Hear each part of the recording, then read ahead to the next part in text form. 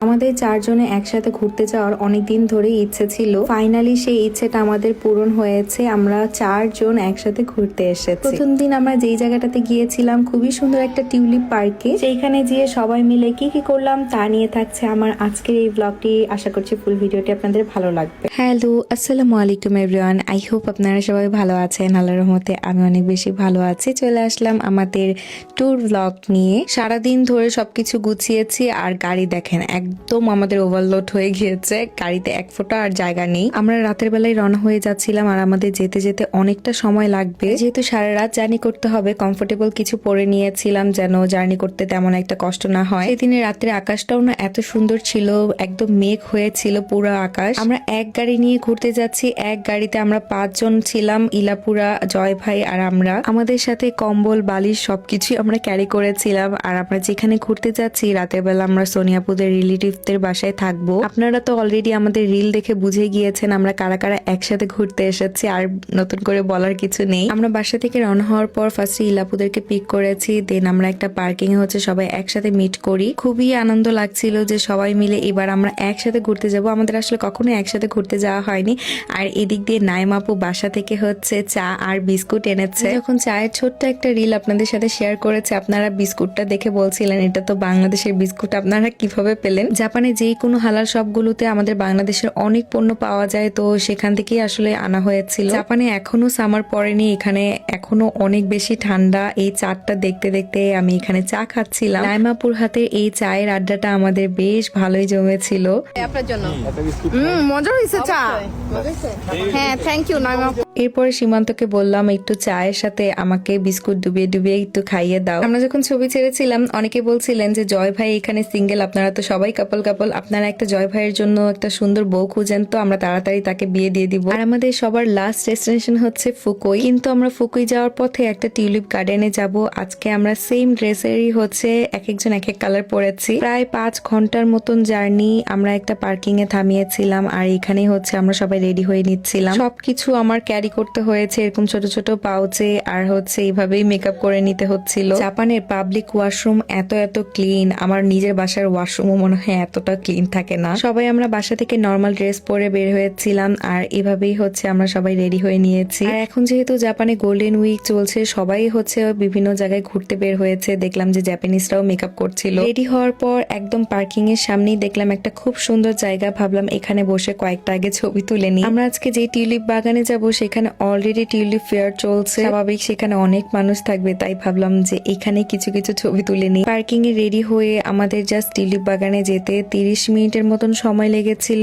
আর যেতে যেতে জাপানের এই অপরূপ সৌন্দর্য দেখতে পেলাম, কি যে সুন্দর লাগছিল দেখতে। আমি জানি না আপনারা কতটুকু বুঝতে পারছেন। আর আমাদের গাড়িতে 5 জন অনেক কষ্ট করে হচ্ছে আমরা জার্নি করছি। আমরা টিউলিপ বাগানে যাব, এর মধ্যেই দেখি যে কি ভিড়, এখানে লাইন লেগেছে সবাই ভেতরে ঢোকার জন্য। অনেক দূর থেকে অনেক মানুষ এসেছে এই টিউলিপ ফেস দেখার জন্য। সারাটা রাত ঠিক মতন ঘুমাতে পারেনি। এখন আমরা একটা কম্বিনির সামনে দাঁড়িয়ে সবাই ব্রেকফাস্ট করে নিচ্ছিলাম। বললো তোমার স্কুলে কিভাবে গেল?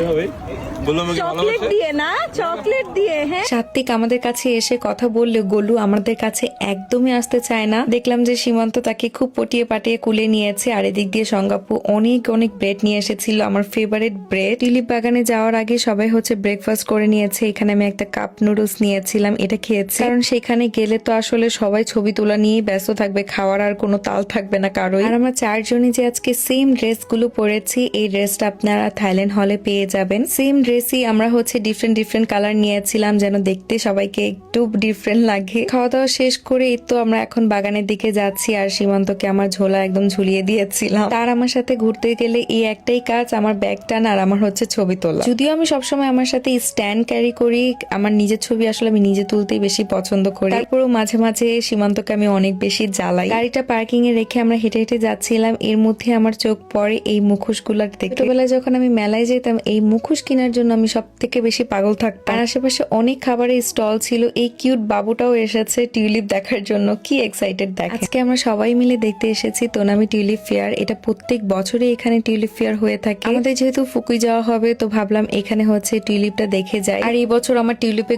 যাওয়া হয়নি, তো আগের বার তো গিয়েছিলাম, খুবই ভালো লেগেছে। এখানে এন্ট্রি করার জন্য টিকিট লাগে, টিকিটটা আমরা সবাই অনলাইনে কেটে নিয়েছিলাম। আমাদের টিকিটের প্রাইস ছিল পার পার্সন 18 ইয়েন করে। ফার্স্ট আমি ভেবেছিলাম যে টিউলিপ গার্ডেনটা একদমই ভালো হবে না, বাট আমি যাওয়ার পর আমি কিছুক্ষণ মুগ্ধ হয়ে এই টিউলিপ গুলোর দিকে তাকিয়েছি। এরপরে জামাইকে বললাম যে এই রঙিন টিউলিপ গুলোর সাথে আমার সুন্দর সুন্দর কিছু ভিডিও করে দাও। আপনাদের কাছে মনে হতে পারে এগুলো প্লাস্টিকের, বাট না, এগুলো সব রিয়েল। অনেকখানি জায়গা জুড়ে এই পার্কটা ছিল। আমরা যেহেতু ফার্স্ট টাইম এসেছি, আমাদের খুবই ভালো লাগছিল। এখানে পানির মধ্যে খুব সুন্দর করে লাভ শেপ বানিয়ে টিউলিপ সাজিয়ে রেখেছে। আমার কাছে মনে হয়েছে এই ড্রেসটা টিউলিপের জন্য একদম পারফেক্ট, বা যে কোনো ভ্যাকেশনে আসলে আপনারা এই ড্রেসটা পরতে পারবেন। হাজার হাজার ফুলের মাঝখানে আমি ঢুকে গিয়েছি মৌমাছির মতো। আর এখানে আগের দিন হচ্ছে বৃষ্টি হয়েছিল, অনেক জায়গায় আসলে পানি জমেছিল, কাদা হয়েছিল।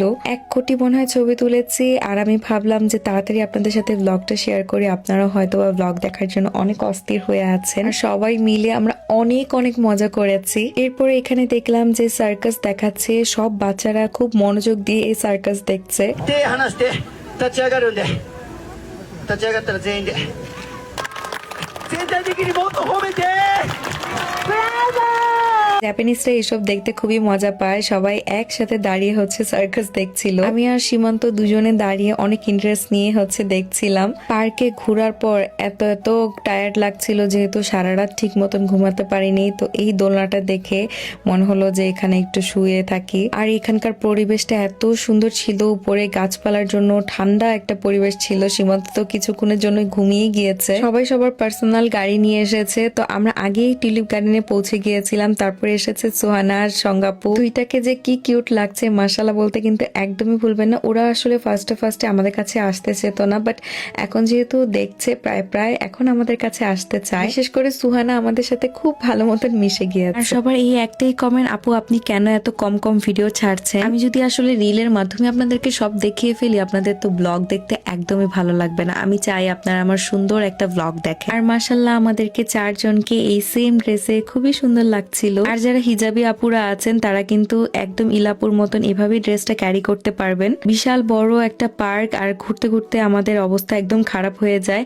এই জায়গাটা দেখে এত শান্তি লাগছিল, পানিটার কালার এত সুন্দর, আর গাছের পাতাগুলা এত সতেজ আর সবুজ। এই জায়গাটার মধ্যে অনেকক্ষণ থেকেছি, অনেক ছবি তুলেছি। আর আমাদের দুজনের কাপল ভিডিও, ছবি সবকিছুই আমি স্ট্যান্ডে রেখে করেছিলাম। ফ্রেমিং জানাটা আসলে সব থেকে বেশি ইম্পর্টেন্ট। আপনি যদি ফ্রেমিং ভালো জানেন, আপনি সুন্দর ছবি তুলতে পারবেন স্ট্যান্ড দিয়ে। কত শত কালারের যে টিউলিপ দেখেছি, আল্লাহ আমার চোখ একদম ধাঁধিয়ে গিয়েছে। অনেকে বলতে পারেন এই ব্যাগের মধ্যে কি আছে। আমার এই ব্যাগের মধ্যে একটা খুব সুন্দর শাড়ি আছে, যেটা আমি অলরেডি পরেছি। আমরা সকাল থেকে একদম দুপুর পর্যন্ত এই টিউলিপ গার্ডেনেই ছিলাম। তো ভাবলাম যে এই নীল শাড়িটা টিউলিপ গার্ডেনে পরলে আমার অনেক বেশি ভালো লাগবে। অনেকদিন আগে আমি বাংলাদেশ থেকে নুড ড্রেসেস এই ফেসবুক পেজ থেকে এই বাটিকের মাসলিন শাড়িটা হচ্ছে এনেছিলাম। ভেবেছি যে খুব সুন্দর একটা জায়গার মধ্যে হচ্ছে আমি এই নীল শাড়িটা পরবো। কেন জানি না আমার এই নীল রঙের শাড়ি এখন অনেক বেশি ফেভারিট। আপনারা কমেন্ট করে জানাবেন আমাকে এই নীল শাড়িতে কেমন লাগছে। আমার ভিডিওর ক্যাপশনের মধ্যে কিন্তু আমি অবশ্যই পেজগুলো আমি ট্যাগ করে রাখবো ড্রেস এন্ড শাড়ির। যাদের যাদের অনেক বেশি পছন্দ হবে সেখানে যে নক করলে কিন্তু আপনারা নিয়ে নিতে পারবেন। ভাবলাম এই জায়গাটা এত সুন্দর, তো এই জায়গাটার মধ্যে দাঁড়িয়ে দাঁড়িয়ে কিছু ভিডিও করি। আমি আজকে ঘুরে এসেছি, অনেক বেশি টায়ার্ড, তাও আমি বসে বসে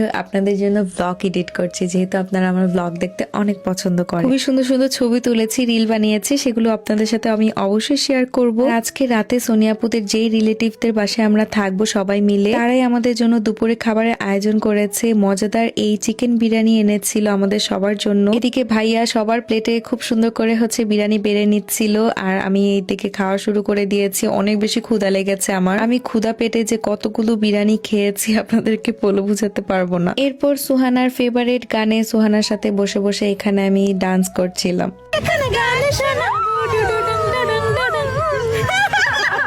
খাওয়া দাওয়া শেষ হয়েছে, এরপরে ভাবলাম যে আরো কিছু একটু ভিডিও করি। খুব কষ্ট করে একটা সাইট খুঁজে বের করেছিলাম যেখানে কোনো মানুষ ছিল না। আর আমরা নেক্সট ডে কোথায় যাচ্ছি, কি করছি সবকিছু দেখতে হলে অবশ্যই কিন্তু আমার পেজে একটা লাইক করে রাখবেন। টিউলিপ ফেস্টে আমরা প্রায় 3:30টার মতন ছিলাম, তারপরে আমরা বের হয়ে যাই। আর সবাই এত বেশি টায়ার, গাড়িতে একদম সবাই ঘুম দিয়েছে। আর সীমান্ত ড্রাইভ করছিল আর গান শুনছিল, আমি তাকে একটু সঙ্গ দিচ্ছিলাম পাশে বসে। এরপরে আমরা আরেকটা প্লেসে চলে আসি। এখানে আমরা খুব বড় বড় জাহাজ দেখতে পাচ্ছিলাম আর বরফের সেই পাহাড় দেখতে পাচ্ছিলাম। সেখান থেকে ঘুরে আমরা আরেকটা প্লেসে এসেছিলাম। জাস্ট এখানে এসে কিছুক্ষণ দাঁড়িয়ে সবাই মিলে আড্ডা দিয়েছি, গল্প করেছি আর এই সুন্দর সানসেটটা উপভোগ করেছি। বাইরে তখন বেশ ঠান্ডাই ছিল আর সবাই এত টায়ার্ড ছিলাম। যে আপুদের বাসায় আজকে আমরা নাইট স্টে করছি সেই আপু আমাদের জন্য এত কিছু রান্না করেছিল নিজ হাতে। প্রত্যেকটা খাবার খুবই মজা হয়েছে। আর সে হাঁস, খাসির মাংস, মুরগি, আলুর চপ, ডিম, স্যালমন মাছ, সবজি,